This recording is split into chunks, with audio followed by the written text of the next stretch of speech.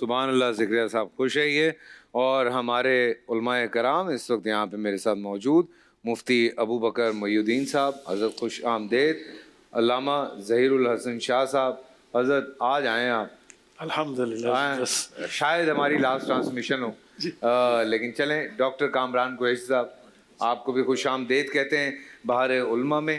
اور آج ہم بات کر رہے تھے پورے رمضان کے حوالے سے کہ رمضان میں ہم جو پوری پریکٹس کرتے ہیں اس پہ کس طرح یہ جو عمل ہوتا ہے پورا 30 دن کا، اس پہ مسلسل شخصیات پہ کیا اثر پڑتا ہے، شخصیت پہ اپنے اوپر کیا اثرات جو ہیں وہ مرتب ہوتے ہیں.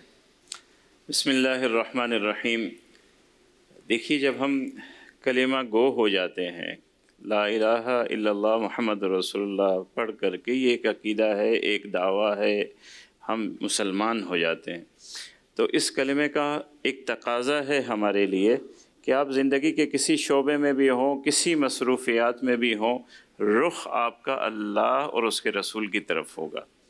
اور آپ کو اپنی زندگی کی ترجیحات، نظریات اور اپنی زندگی کے آج کی زبان میں ہم کہہ لیں فیشنز، کس طرح آپ نے گزارنا ہے، کیا رہنا ہے، کیا آپ کی خوشی ہونی چاہیے، کیا آپ کی غم ہونی چاہیے، خوشی پہ کیا بڑھتا ہو، رخ آپ کا اللہ اور اس کے رسول کی طرف ہونا چاہیے.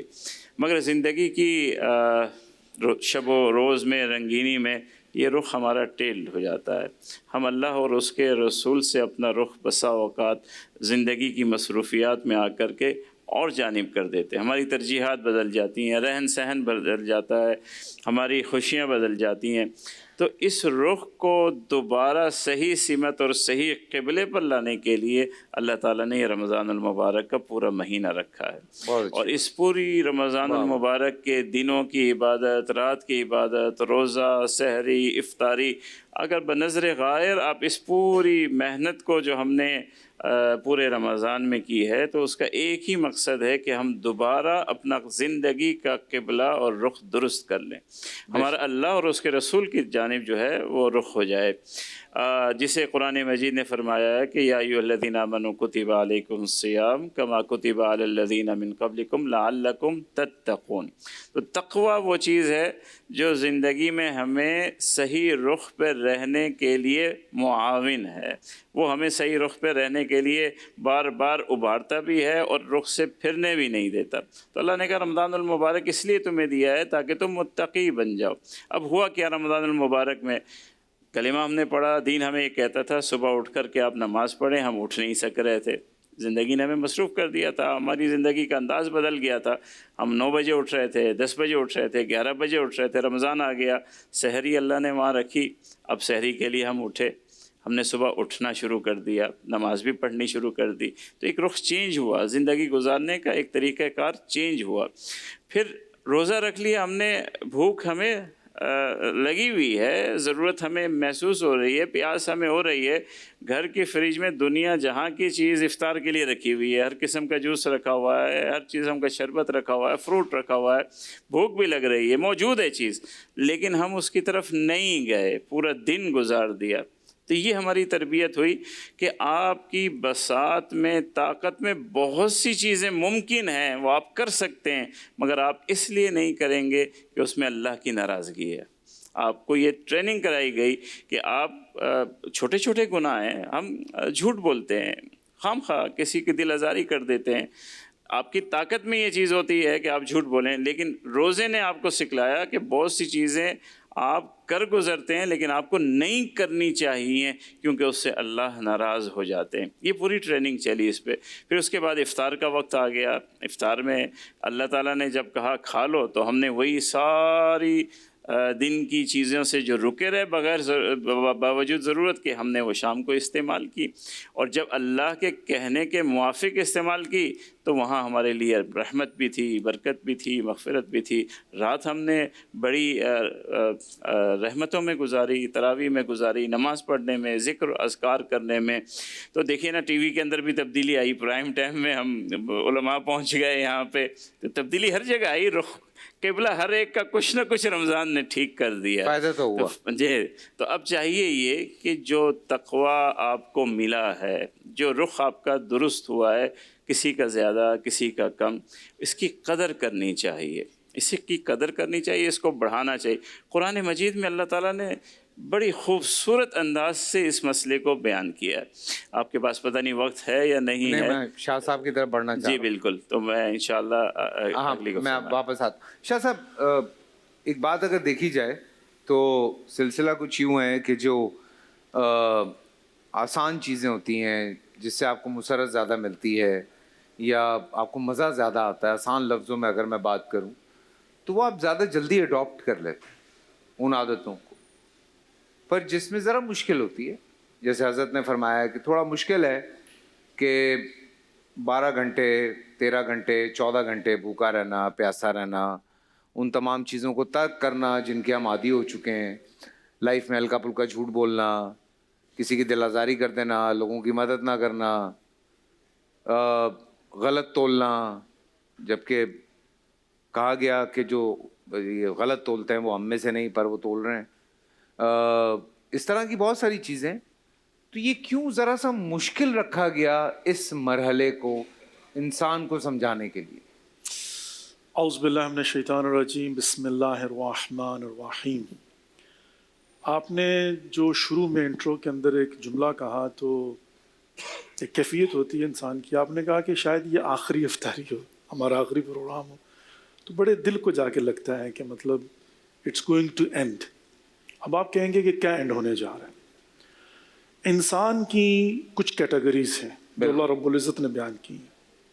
بحیثیت انسان اگر آپ دیکھیں تو لقد خلقنا الانسان فی احسن تقویم، بہترین خلقت انسان، اشرف المخلوقات، ثم رددناہ اسفل السافلین، یہ جہنم کے بدترین درجات میں بھی ہوگا، کل انعام بل ہم اضل سبیلا، یہ تو چوپایوں سے بھی بدتر ہے۔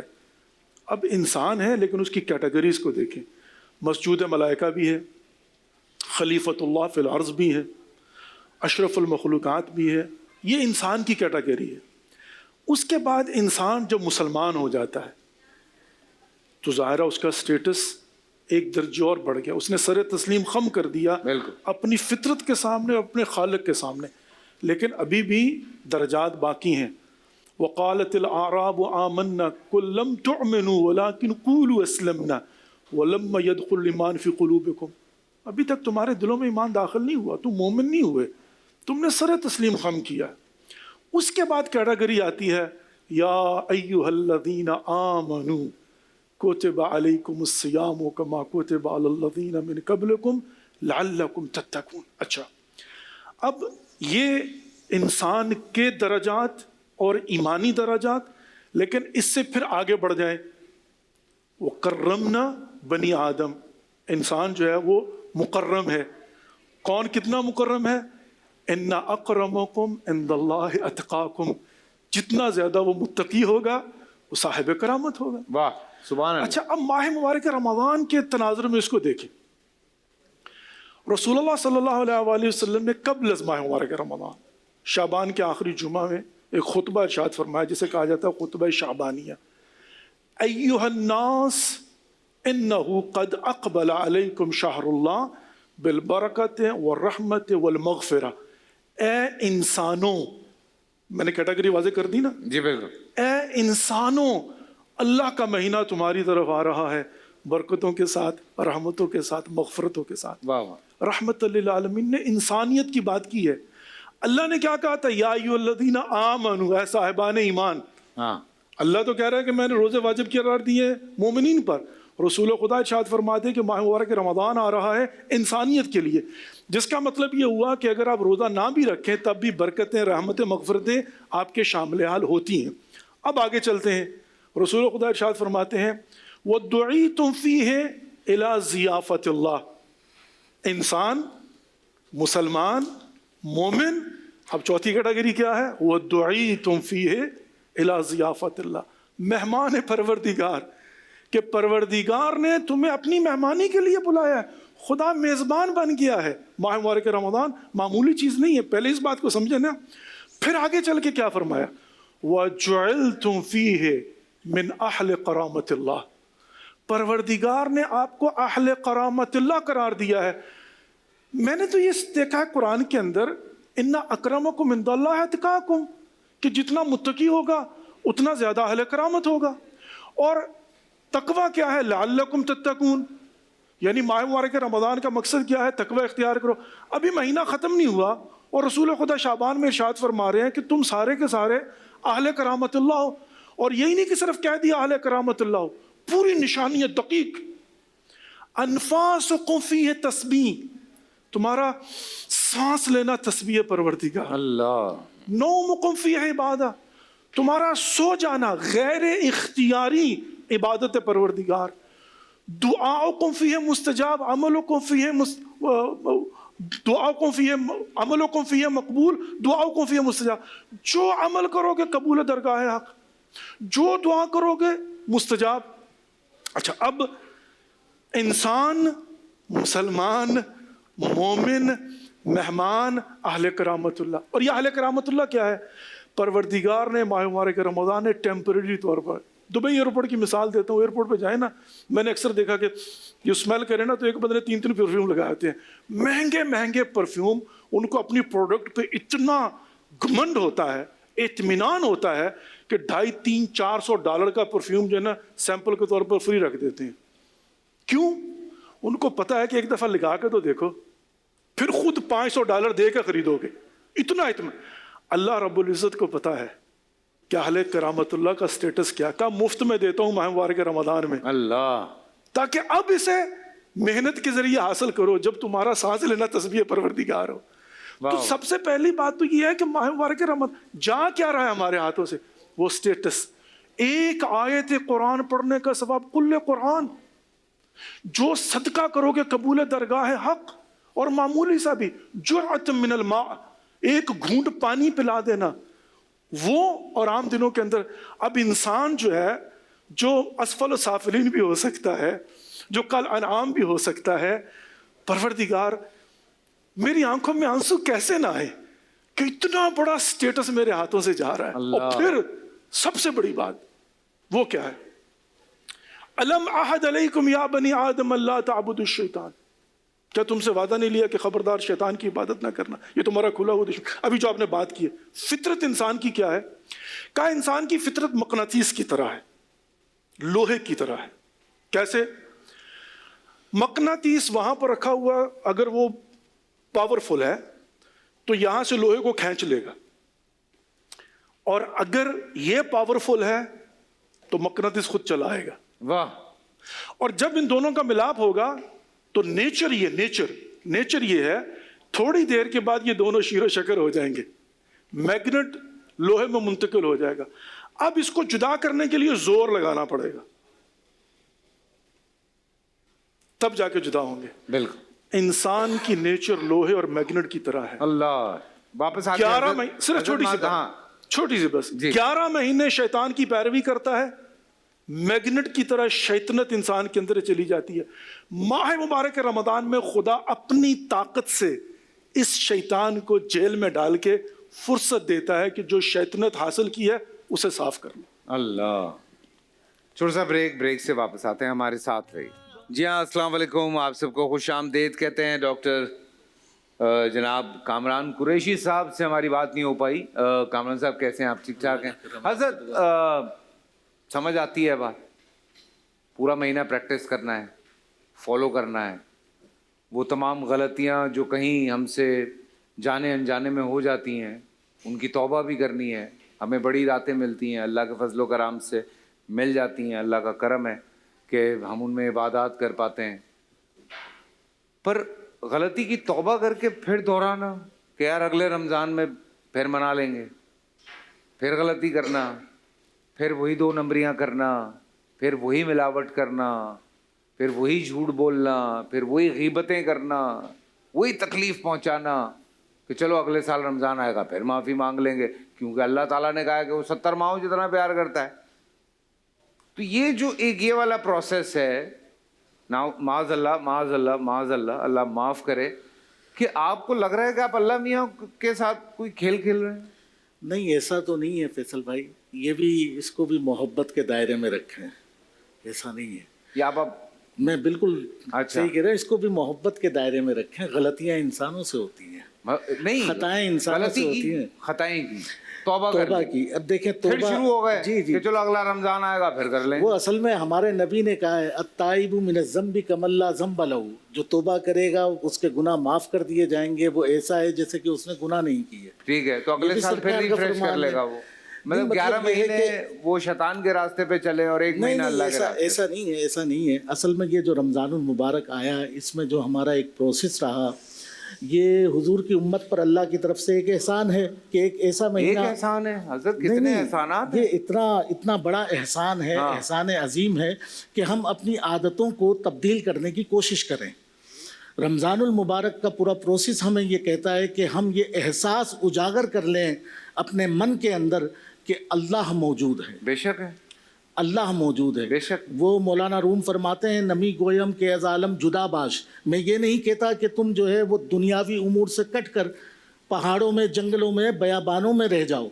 नमी गोयम के अज़ालम जुदाबाश, वले हर जा के बाशी बखुदाबाश, लेकिन जहाँ भी रहो ये एहसास रहे कि अल्लाह मौजूद है। बिल्कुल। तो रमज़ानुल मुबारक का ये जो महीना है, ये हमें एहसास दिलाता है कि अल्लाह मौजूद है और हमारे साथ है। बेशक। अब जहाँ तक तौबा की बात है, या अय्युहल्लज़ीना आमनू तूबू इलल्लाहि तौबतन नसूहा, हमें कोशिश करनी चाहिए कि हम तौबा नसूह करें। अच्छा, तौबतुन नसूह का दर्जा क्या है, इसका हमें एहसास कैसे होगा? तो उलमा फरमाते हैं, औलिया इकराम ने ये फरमाया कि तौबतुन नसूह का एहसास ये है कि जिस गुनाह से आपने तौबा की है, वो गुनाह, उस गुनाह पर आपका नफ्स आपको फिर ना उभारे। जब वो गुनाह आप दोबारा फिर नहीं और करेंगे। हजरत अगर तौबा इस नीयत से हो कि चलो ये अभी तक का ये माफ हो जाएगा फिर ये कर लेंगे, ये भी मतलब ये है कि इसमें भी मैं तो सख्त बात नहीं कहूँगा, सीधी सीधी बात है।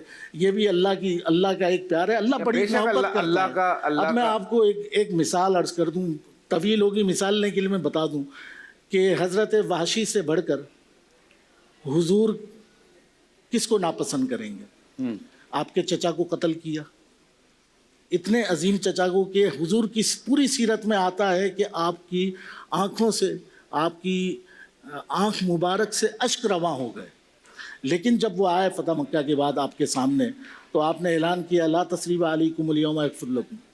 तो वाहशी आया आपकी खिदमत में, उसने कहा कि मैं ईमान ले आता हूँ लेकिन मेरी एक शर्त है।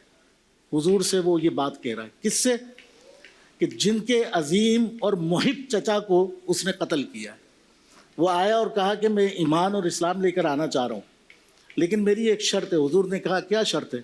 कहा कि वो अल्लाह ने ये फरमाया है वल्लज़ीना ला यदऊना मअल्लाहि इलाहन आखर वला यक़्तुलूना अन-नफ़्स अल्लती हर्रमल्लाहु इल्ला बिल-हक़्क़ि वला यज़नून व मन यफ़अल ज़ालिका यल्क़ा असामा, कि जो ज़िना ना करे, जो गुनाह ना करे, जो नाहक कत्ल ना करे, और अगर उस किसी ने ऐसे तमाम काम किए हैं तो वह मन यफ़अल ज़ालिका यल्क़ा असामा, तो उसको जहन्नम में डाल दिया जाएगा, युदाफ़ लहुल अज़ाब, और दुगना अज़ाब दिया जाएगा।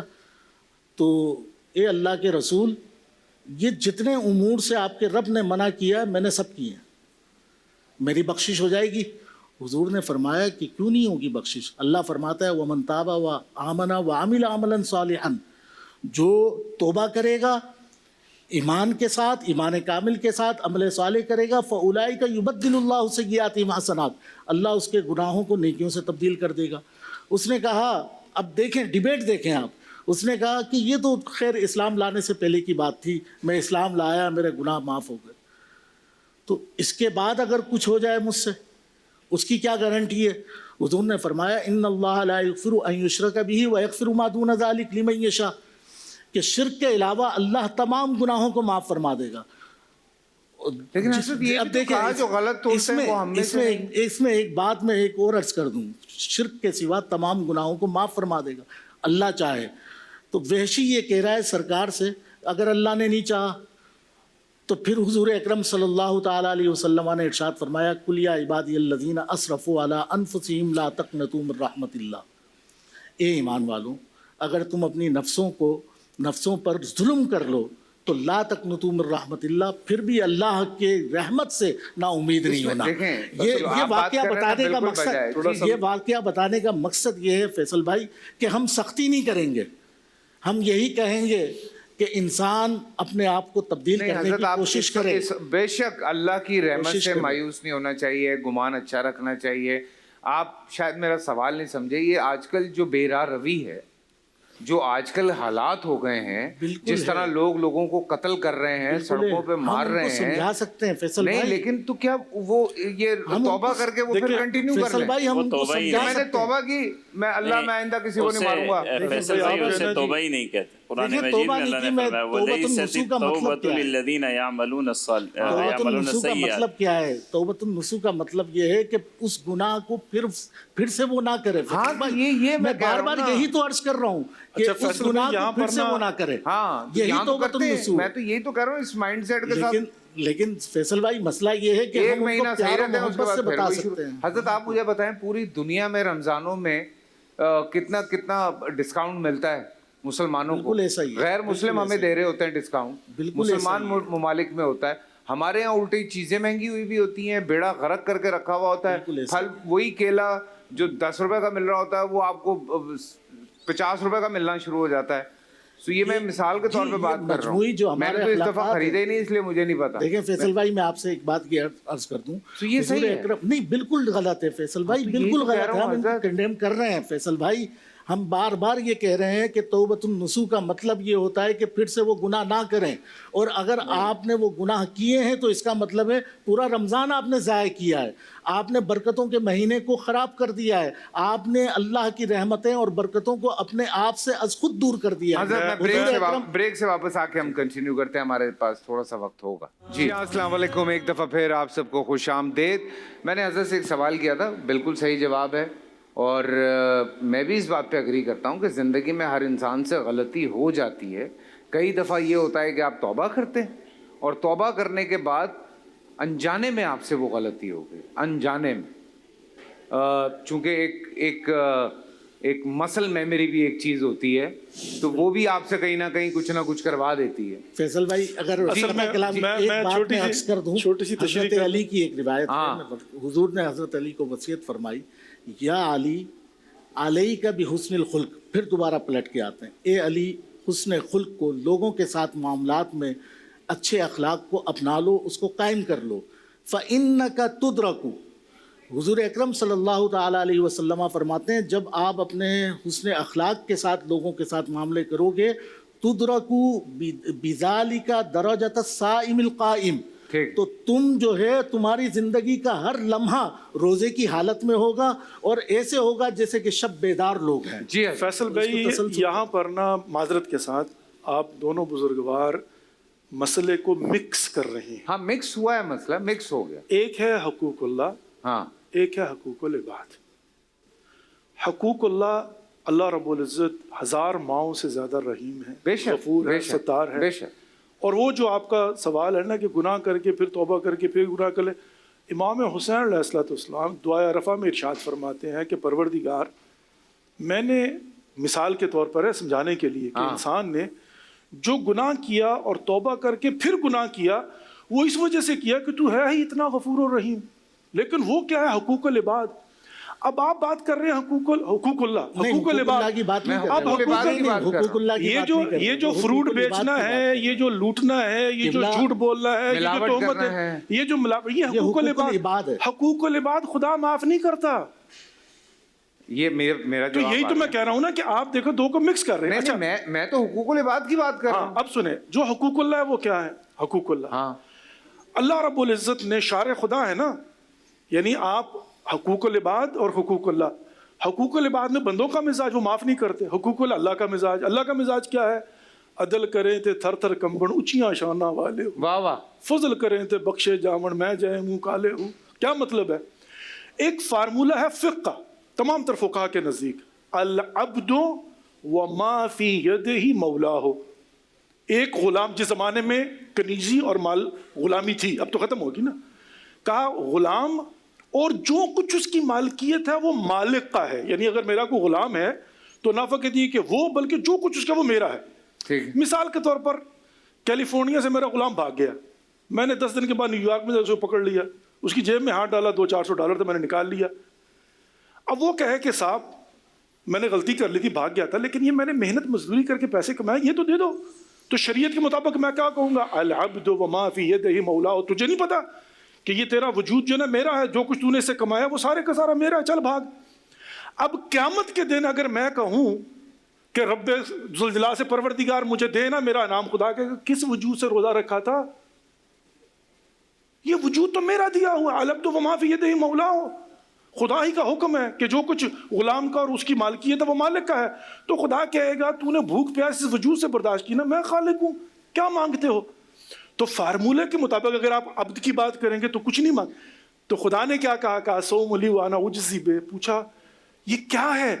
کہا سنو یہ قاعدہ ہے, لیکن قیامت کے دن خدا یہ قاعدہ استعمال نہیں کرے گا, قاعدہ لطفی استعمال کرے گا کہ اگرچہ تیرا وجود میرا ہے لیکن میں تجھ پہ لطف کرتا ہوں کہ تو روزہ رکھ, 2 رکعت نماز پڑھ, تو صدقہ دے. وَمِمَّا رَزَقْنَاهُمْ يُنْفِقُونَ, میرے دیے ہوئے رزق میں سے دے, تجھے 1000 گنا دوں گا. تو رزق میرا دیا ہوا ہے. تو سب سے پہلی بات کیا ہوئی کہ آپ اس چیپٹر کو چھوڑ دیجئے, خداوند متعال کے نہیں, میں اللہ اور بندے کی تو بات ہی نہیں کر رہا. حقوق اللہ جو ہے نا اس کو اور حقوق العباد کو مکس نہ کریں. نہیں, میں اللہ کا فارمولہ حقوق العباد پہ ہی ہوں حضرت. ہوتا ہے نا, اور جہاں تک دیکھیں ایک چھوٹی سی بات جو ہے نا حقوق اللہ کے متعلق جو ہے نا وہ یہ ہے کہ کہا کہ ایک گناہ گار جو ہے نا, گناہ گار اگر کسی ماں کا جوان بیٹا گم ہو جائے اور اس کو بتایا جائے کہ تمہارا بیٹا مل گیا, آ رہا ہے, تو ماں کی کیفیت کیا ہوتی ہے؟ دروازہ کھول کے دوڑتی ہے, گلی میں دیکھتی میرا بیٹا آ رہا ہے, گم ہو گیا تھا. کہا پروردگار گناہ گار کا اس طرح سے انتظار کرتا ہے ماں کی طرح کہ آ کے توبہ کر لے. وہ اللہ کا اور انسان کا معاملہ. لیکن حقوق العباد خدا کہتا ہے میں مداخلت نہیں کروں گا. اگر آپ نے کسی کی دل آزاری کی ہے, جھوٹ بولا, اس کا ماہ مبارک رمضان میں کیا پریکٹس کرو کہ اپنے نفس کو کیسے کنٹرول کرو. اور اگر نہیں کر, ہاں وہ جو ہے کہ لگتا ہے کہ اس کو جو ہے نا اس طرح سے. میں اصل میں یہ بات کر رہا ہوں. جی میں اس حوالے سے ایک عرض کر دوں کہ توبہ کیا چیز ہے. توبہ کی کچھ شرائط ہیں. توبہ کی 3 شرائط تو وہ حقوق اللہ کے بارے میں بھی ہیں, حقوق العباد کے بارے میں بھی. پہلی یہ جو کوتاہی آپ نے گناہ کر دیا ہے جس کی توبہ کر رہے ہیں اس کے بارے میں ندامت موجود ہو, ندامت ہونی چاہیے, اور آئندہ نہ کرنے کا عزم توبہ کے وقت ہونا چاہیے. بالکل. اگر اس وقت آپ کا عزم نہیں, سر عزم نہیں ہوگا تو توبہ کیسے پھر توبہ نہیں ہوگی. وَلَيْسَتِ التَّوْبَةُ لِلَّذِينَ يَعْمَلُونَ. یہ بات ایک کلیئر ہو گئی. جیسے آج کل ہمارا سودی معاملہ ہے, جو آپ کاروبار کر رہے ہوتے ہیں نہیں چھوڑنا چاہتے, اس سے ارادہ بھی نہیں ہوتا اور توبہ کر رہے ہوتے ہیں, یہ توبہ نہیں. چھوڑنے کا ارادہ کریں کہ یہ کام نہیں کروں گا. ٹھیک ہے. پھر اگر چھوڑنے کے ارادے کے بعد نادم بھی ہیں, ارادہ بھی ہے, پھر آپ توبہ کریں گے تو آپ کا حقوق اللہ کا معاملہ معاف ہو جائے گا, چاہے بعد میں آپ 1000 مرتبہ دوبارہ کر لیں. لیکن وقت توبہ یہ ارادہ ہونا چاہیے کہ آپ یہ کام نہیں کریں گے, چھوڑ دیں گے. واللہ علیم بذات الصدور, اللہ سے آپ کچھ نہیں چھپا سکتے. اب حقوق العباد کا جو معاملہ ہے, توبہ کے اندر یہ شرط ہے کہ جو کسی کا آپ نے مال وغیرہ کچھ کھایا ہے اور آپ کے پاس موجود ہے اور اس گناہ پہ آپ توبہ کرنا چاہتے ہیں, پہلے وہ واپس لوٹائیں گے, اس کو ادا کریں گے. اگر وہ ادا کریں گے تو آپ کی توبہ ہے. اگر آپ چاہتے ہیں کہ میں یہ مال بھی اپنے پاس رکھ لوں اور میری توبہ ہو جائے, یہ نہیں ہو سکتا. اگر آپ کے پاس مال اسباب نہیں ہے, آپ قادر نہیں ہے, ضائع ہو گیا ہے, پھر بھی آپ توبہ کریں گے. نیت آپ کی یہ ہوگی کہ وہ چیز میرے پاس ہوتی تو میں ادا کر دوں گا. وہ بھی اللہ تبارک و تعالیٰ توبہ کرنے سے معاف فرما دیتے ہیں. بیچ میں اور ایک وہ بات ایڈ کرنا چاہ رہا ہوں, یہ بات پوری کریں شاید جواب آ جائے.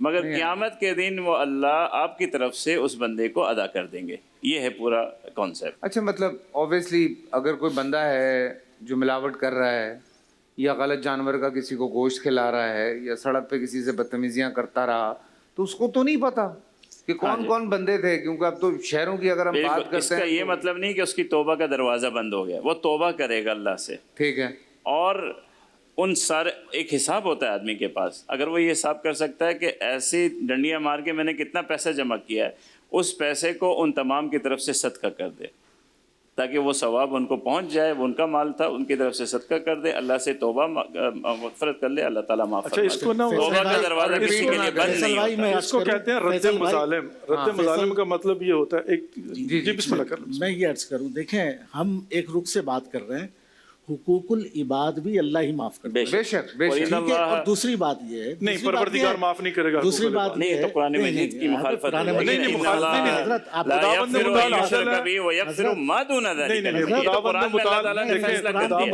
جس کا معاملہ قرآن مجید میں آ گیا ہے تو پھر تو کوئی بات ہی نہیں ہے کہ خدا عادل ہے. بالکل. اور عدل الہی کا تقاضا یہ ہے کہ خداوند کی آیت ہے, اور دوسری خداوند بات یہ متعال ہے- اصل میں وہ بات ایک ہی ہو رہی ہے. اچھا جی جی، وہ اور بات دوسری ایک ہی بات ہو رہی میں ہے, عرض وہ کروں بات فیصل تھوڑا سا بھائی، پرسپیکٹو. نہیں دیکھیں خداوند متعال عادل ہے. کی بات ہے۔ اب خداوند متعال جو ہے عدل کے تقاضے کے مطابق یہ تو کر سکتا ہے کہ مقلب القلوب ہے، اس بندے کے قلب کو نرم کر دے کہ بھئی تم جو ہے نا اس کو معاف کر دو. لیکن یہ کہنا کہ خدا چاہے تو کر سکتا ہے، اللہ چاہے لیکن تو کیا نہیں ہو لیکن خدا نے دیکھیں نا خداوند متعال نے خود ہی قوانین وضع کی ہے نا. میں ایک چھوٹی سی مثال دیتا ہوں. جہاں تک میں تو صرف یہ سوچتا ہوں حضرت کے ججمنٹ ڈے پہ اگر اللہ نے کہہ دیا کہ یہ لوگ ہیں جن کے ساتھ تم نے زیادتی کی ہے، جاؤ ڈھونڈ کے معافی مانگو. دیکھیں اس کا طریقہ تو کار جو ہے نا تو آج غیبت تک جتنی فیصل بھی بھائی، آپ کہاں ڈھونڈیں گے اس رد کو؟ میں آپ کو بتاتا ہوں اس کا طریقہ کار ہے. رد مظالم کا مطلب یہ ہوتا ہے آپ نے کسی کی غیبت کی یا کسی کا مال کھایا، ہاں سب سے پہلی بات اس سے معافی مانگے. کہا نہیں معافی مانگ سکا، مر گیا، چھوڑ دینا. دوسری بات، مرا نہیں ہے، وہ زندہ ہے. گیا تو اس کو میں نے جا کے بتا دیا کہ تمہارے ساتھ کہ تھپڑ مارے گا، فساد ہوگا، تو کیا کروں؟ کہا اس کا طریقہ کار دو. نمبر ایک، اس کی طرف سے صدقہ دو. کیوں؟ اگر دنیا میں نہیں دو گے قیامت کے دن اللہ تعالیٰ نہیں دے گا، اللہ آپ کی نیکیاں اٹھا کر اسے دے گا اور اس کو گناہ ٹرانسفر کرے گا. حضرت بھی وہی بات فیصل کر رہے بھائی ہیں. وہی بات ہے. وہ میں آپ سے قیامت ایک کے بات دن عرض نا کروں۔ آپ کی نیکیاں اٹھا کے اس کے دے فیصل دے بھائی، گا. اچھا آپ کہا کہ کتنا صدقہ دوں؟ اب سوال ہے کتنا صدقہ دوں؟ فیصل بھائی ایک کہا بات اگر تم- پلیز ہوں، پلیز. میں کہا یہ اگر- عرض کر رہا ہوں کہ حضرت قبلہ معذرت کے ساتھ یہ احترام ہے بالکل. پورے مہینے فیصل بھائی اور علماء اکرام ہم سب بیٹھ کے یہی بات کر رہے ہیں کہ اخلاق کو سنوارا جائے، اخلاق کو سنوارا جائے. اچھا ہم دوسرے سے اس کے اخلاق کی تبدیل کرنے کی امید رکھیں. سرکار فرما رہے ہیں آپ خود اپنے اخلاق کو تبدیل کرو. اگر کسی نے آپ کے ساتھ زیادتی کر لی آپ معاف کر دیجئے. اگر کسی نے آپ کے ساتھ ہاں لیکن واجب تو نہیں ہے نا. نہیں سر، واجب نہیں کی بندہ بات ہی معاف نہیں کرنا کر رہے چاہتا تو میں نہیں معاف کرنا چاہتا. مثال کے طور پر حضرت اللہ رب العزت نے ارشاد لیس فرمایا ہے الشدید، وہ ٹھیک ہے لیس الشدید من غلب، حضور کی حدیث ہے. ہاں. اور پھر حضور کی وصائے جو ہے حضرت مولا کائنات سے، یا علی ایاک والمجادلہ، اے علی جھگڑے سے بچنا، یا علی ایاک والغضب، اے علی غصے سے بچنا. ہاں اب یہ تمام چیزیں لیکن حضرت یہاں علی سے پر حقوق مخاطب ہے. العباد کی بات ہو رہی ہے. اچھا مجھے ایک بات بتائیں، اسلام نے آ کر کنیزوں کو اور غلاموں کو ختم کیوں نہیں اگر کیا؟ اختلاف اسے نقطۂ کہہ لیں، نظر کا اختلاف ہے. بات ہاں، تینوں علامہ وہی کر رہے ہیں. علامہ صاحب یہ فیصل کہہ بھائی رہے ہیں، اسلام نے دیکھیں، اسلام ہم آنے یہ کے بعد کہتے ہیں کہ کنیزوں اللہ کا کو احساس رکھیں، کنیزوں کو اور اللہ کی غلاموں کو تمام آزاد کیوں نہیں مخلوق کر سے دیا؟ پیار ہو جائے گا. بس، ہاں. بس یہی ہے میں اللہ کا اگر تھوڑی احساس سی رکھیں. وضاحت کر دوں. حضرت رابعہ سے میں اچھا ایک ایک اصل میں مجھے ہوا یہ ہے وضاحت یہ کر لینے تھیوریاں ہیں، دیجیے. آپ کتابیں ہیں، عدل کی بات پریکٹیکل کر رہے ہیں، بات آپ انصاف کی بات کر رہے ہیں. میں اس کی وضاحت کرنا تھوڑی سی چاہتا جو ہے نا ہوں، تھیوری وضاحت کرنا چاہتا ہوں کہ اللہ تعالیٰ کی مختلف شان ہے. اللہ تعالیٰ کے یہاں غضب بھی ہے، رحمت بھی ہے، مغفرت بھی ہے، عدل بھی ہے. ہاں. لیکن کچھ چیزیں اللہ نے بڑھائی بھی ہیں. ہاں. رحمتی وسعت کل شیء، اللہ نے خود فیصلہ یہاں پر فرمایا بات تو حقوق العباد کہ کی ہو رہی حضرت- ہے. مجھے بات کرنے، مجھے وضاحت کر لینے اصل دیجیے. میں اللہ حقوق کی العباد ہے نا. رحمت، اللہ کی یہ رحمت بات کا ہمارے ظہور یہاں ڈاکٹر صاحب حضرت دیکھیے، انسان سے ڈاکٹر صاحب، ہوگا. میں ایک بات- جملے اللہ کی میں رحمت ایک کا جملے میں ظہور آپ وضاحت سے اور کرنا ہم سے چاہتا ہوں ہوگا. کہ اللہ آپ ہمارے سے اور ہم سے یہاں ہوگا. ہماری فہم میں حقوق العباد اللہ کی مغفرت کی دسترس میں ہے. بے شک ہے. یہ تو وہ اس کا تو منکر ہو سکتا ہے. بغیر رد مظالم کیے بھی اللہ تعالیٰ معاف کرتے ہیں، اور یہ قرآن مجید کی آیت کے مصداق کے موافق ہے، اور یہ اللہ تعالیٰ کے عدل کے خلاف لاہور نہیں. کی طرف بڑھنا ہے، میں اذان کی طرف. یرحم یرحم، ہاں. رحم کی ایک میں آ رہا ہوں آپ کی طرف بھی آ رہا ہوں. وہ بس مجھے یہ بتا دیں کہ یہ جو پورا مہینہ ہم پریکٹس کرتے ہیں اس کو کیسے کنٹینیو کریں، بیکاز آپ کو پتہ ہے 2.5 مہینے کے بعد پھر حج آ جاتا ہے، اور حج پہ ہمیں رمضان سے حاصل کی ہوئی بہت ساری سعادتیں، بہت ساری محنتیں کام آتی ہیں. تو آپ مجھے بتائیں کہ ان چیزوں کو کیسے پورا سال کنٹینیو کیا جائے، کہاں کہاں انسان اپنے آپ کو روک سکتا ہے. میرے پاس صرف چند منٹ رہ گئے. دیکھیں بات یہ ہے کہ ماہ مبارک رمضان در حقیقت ایک ریفریشر کورس ہے، ایک ٹریننگ کا مہینہ ہے. بالکل. اللہ رب العزت نے آپ کو ٹریننگ کس بات کی کروائی ہے؟ دیکھیں امپلیمنٹیشن کو چھوڑ دیں، وہ نہ آپ کا کام ہے نہ میرا کام ہے. پوری دنیا میں ہر طرح کے لوگ ہیں. آپ نہ ڈھونڈ سکتے نہ کہہ سکتے. پاکستان کا اپنا ماحول ہے، ایران کا اپنا، افغانستان کا اپنا، ہندوستان کا اپنا، امریکہ کا اپنا، یورپ کا اپنا. آپ امپلیمنٹ نہیں کر سکتے. ہر جگہ پر نہ چور بازاری ہوتی ہے، نہ ملاوٹ ہوتی ہے، نہ جھوٹ ہوتا ہے، نہ یہ غیبتیں ہوتی ہیں. تو آپ نہیں کہہ سکتے نا کہ ساری دنیا یہ کر رہی ہے. تو یہاں پر آ کر ہم فارمولہ دیکھیں گے. فارمولہ یہ ہے کہ اللہ رب العزت نے ماہ مبارک رمضان میں آپ کو سکھایا کیا ہے. بالکل. یہ سکھایا ہے کہ مطیع محض پروردگار. فریج فل ہے، دسترخوان پڑا ہوا ہے، ٹائم ہو گیا افطاری کا، سامنے روح افزا کی بوتل رکھی ہوئی ہے، ہر چیز پڑی ہوئی ہے، لیکن چونکہ حکم خدا نہیں ہے تو اطاعت پروردگار میں اپنے نفس کو اور جائز خواہشات کو کنٹرول کرنا. تو جب میں جائز خواہشات کو اللہ کی رضا کے لیے کنٹرول کر رہا ہوں, اب اس کو امپلیمنٹ کریں.